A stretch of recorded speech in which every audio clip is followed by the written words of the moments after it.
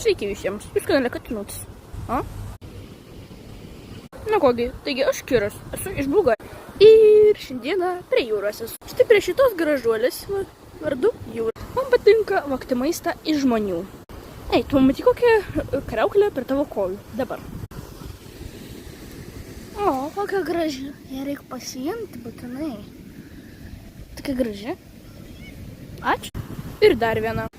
Ne, nu kas tu per burtininkas?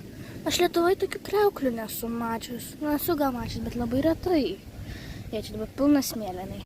Na kągi, tai jūs gauti iš manęs interviu dėl šlaisos? Ne.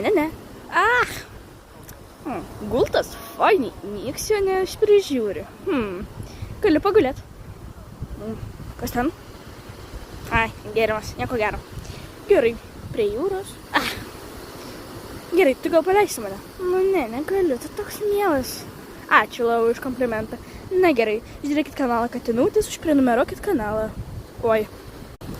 Ir dėkit daug laikų. Ačiū. Ačiū, kad mane nufilmavote. Aš dabar būsiu toks įžymus. Jo, būsiu. Gerai, iki. Na gerai, iki visiems mūsų brangieji žiūrovai. Su jumis buvo Kiras, pats gražiausias pasaulyje ir jo interviu. Ačiū.